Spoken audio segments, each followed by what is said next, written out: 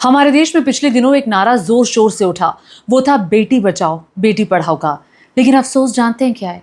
ये नारा खोखला साबित हुआ।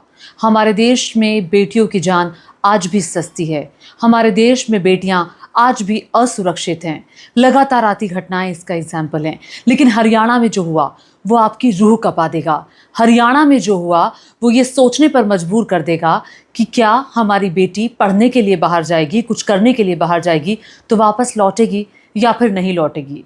जी हाँ, मनीषा, 19 साल की मनीषा। आंखों में कई सपने थे, कुछ कर गुजरने के, नर्सिंग का कोर्स करके नर्स बनने के, डॉक्टर बनने के। 19 साल की ये लड़की जानते हैं क्या कर रही थी? प्ले स्कूल में टीचर थी, अपना खर्चा चला रही थी, माँ बाप पर बोझ ना पड़े इसलिए कोशिश कर रही थी कि नर्सिंग की पढ़ाई करूँगी, अपने दम पर करूँगी, मैं खर्चा निकाल लूँगी। यही बात उसने अपने दादा से कही थी। लेकिन आज वो हमारे बीच नहीं है। पूरा देश मनीषा के लिए न्याय की गुहार लगा रहा है। पूरा देश ये कह रहा है कि मनीषा को इंसाफ दो, मनीषा के हत्यारों को जल्द से जल्द पकड़ा जाए। जी हाँ, मनीषा जो कि एक आम लड़की की तरह ये सोचती थी कि माँ बाप पे बोझ नहीं बनूंगी, खुद कमाऊंगी, अपने लिए पैसा जुटाऊंगी और नर्सिंग का कोर्स करूंगी।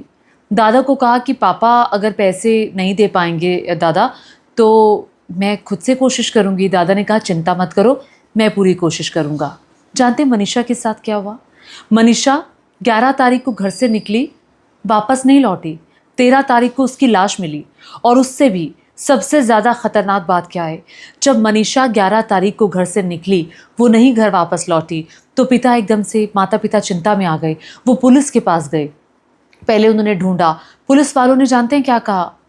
आ जाएगी, शादी करके किसी के साथ आ जाएगी, लौट आएगी 2-4 दिनों में, क्या चिंता करते हो?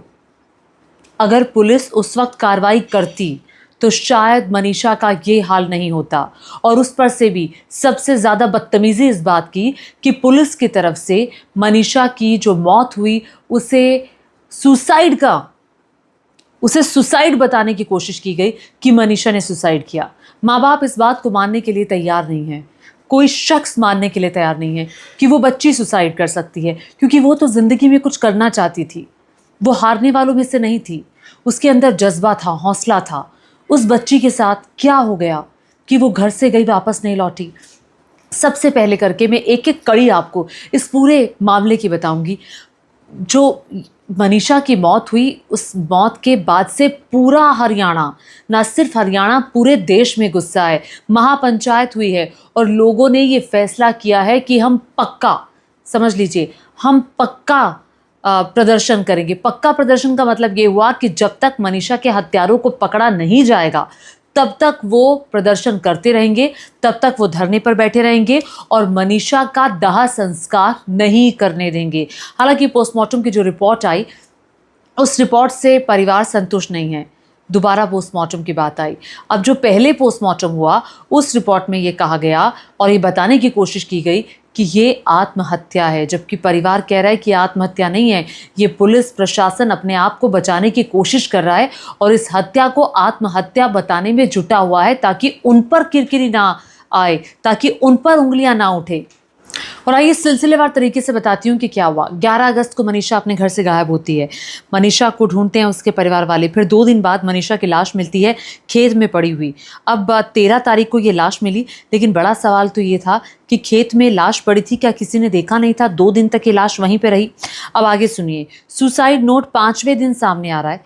क्या उस दिन जब लाश मिली थी तो सुसाइड नोट उस जगह से किसी ने नहीं देखा था?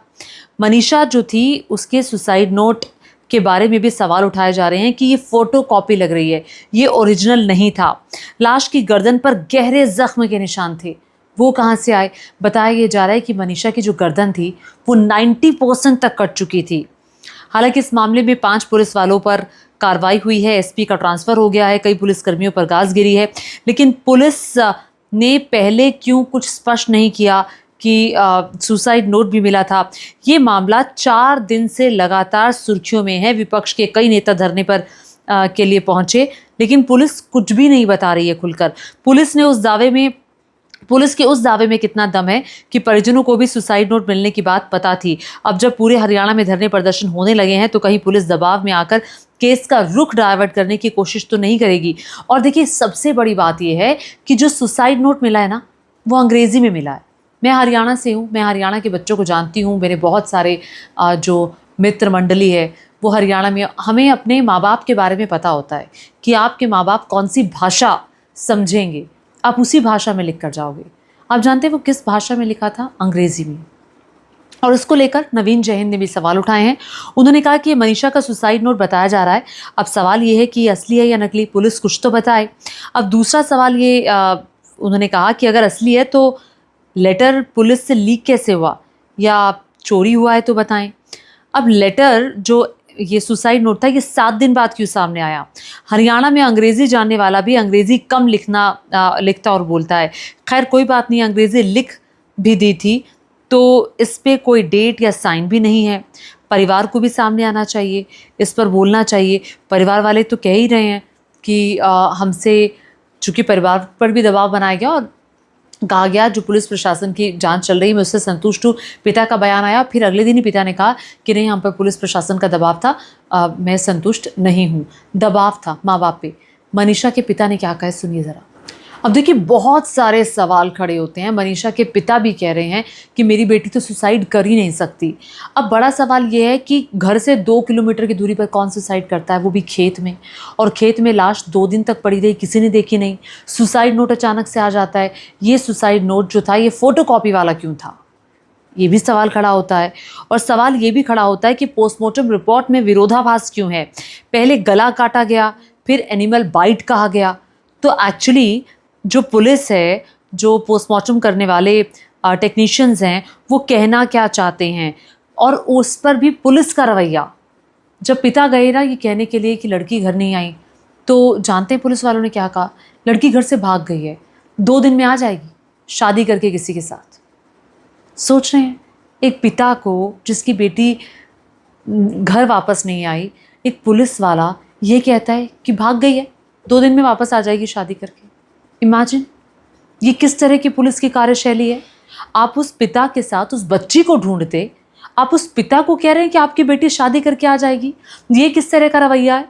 क्या हमारी बेटियों की जान इतनी सस्ती है हरियाणा पुलिस के लिए?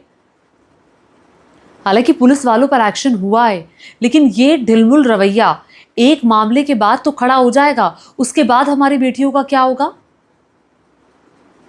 ये देश पिछले कई सालों से एक नारा सुन रहा है जिसका जिक्र मैंने सबसे पहले भी किया, बेटी बचाओ बेटी पढ़ाओ। जोर शोर से हम कन्या जमाते हैं ना, कंजक होती है नवरात्रों में, हम कन्या पूजन करते हैं। लेकिन क्या वाकई जो कन्या पूजन सबके घरों में किया जाता है, वो वाकई वो मन से किया जाता है? क्या एक दिन के लिए कन्या पूजन रहता है हमारे देश में, उसके बाद कुछ नहीं होता? उसके बाद जैसे मर्जी बेटियों को रखो। और इस केस में एक बात और सामने आई है, पहले हत्या की धारा जोड़ी गई, फिर आत्महत्या की धारा जोड़ी गई। और बड़ा सवाल तो ये भी खड़ा होता है कि जिस स्थिति में मनीषा की लाश मिली है, उसके मुंह तक के अंदर, उस बच्ची के मुंह के अंदर तेजाब डाला गया था, जला हुआ है पूरा। इमेजिन करिए, क्या ये डॉग बाइट का है? पुलिस कह रही है कि अच्छा खेत में मिली है तो जंगली जानवरों ने खा लिया होगा। क्या ये डॉग बाइट का, जलने का निशान डॉग बाइट का निशान हो सकता है? क्या किसी जंगली जानवर ने नोचा होगा? और कपड़े वैसे के वैसे हैं। कपड़े, अगर मतलब ऐसी विभत्स हत्या है जो शब्दों में बयान नहीं की जा सकती। जब आप उस पिता को सुनेंगे, उस दादा को सुनेंगे, तो आप मानेंगे नहीं, आपके रोंगटे खड़े हो जाएंगे।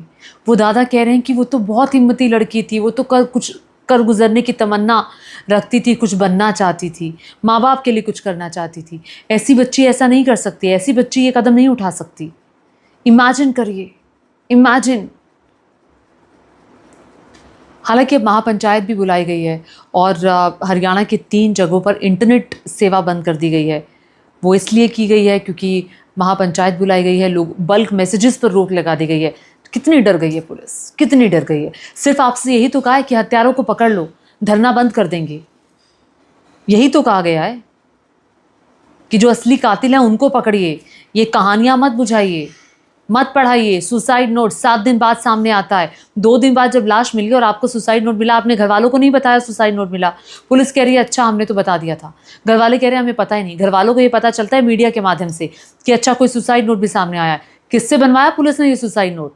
सवाल तो ये खड़ा होगा ना, और सवाल ये पूछे भी जा रहे हैं। देश का महिला आयोग चुप है। हरियाणा में तो डबल इंजन की सरकार है, किसी बड़े नेता मंत्री की तरफ से कोई बयान नहीं। नेशनल मीडिया चुप है। लेकिन जितने भी ग्रामीण हैं उन्होंने ये फैसला किया है कि भिवानी की मनीषा को वो इंसाफ दिला कर रहेंगे, परिवार के साथ खड़े हैं। लोगों का कहना है कि आज मनीषा थी, कल किसी की भी बेटी हो सकती है, किसी की भी बेटी। आप इस घटना पर क्या सोच रहे हैं और हरियाणा की कानून व्यवस्था पर आप क्या सोच रहे हैं? देखिए, बेशक ये कहानी हरियाणा की आज सामने आई है, लेकिन ये मत भूलिए कि देश में हर घंटे ना जाने कितने ही बलात्कार हो जाते हैं, कितने रेप केसेस सामने आते हैं, कितनी हत्याएं हो जाती हैं, कितनी बेटियां बलि चढ़ जाती हैं। मनीषा की इंसाफ तक की लड़ाई में मुझे लगता है कि देश के हर व्यक्ति को सामने आना चाहिए, हर व्यक्ति को खड़ा होना चाहिए, क्योंकि ये देश की बेटियों का सवाल है। धन्यवाद।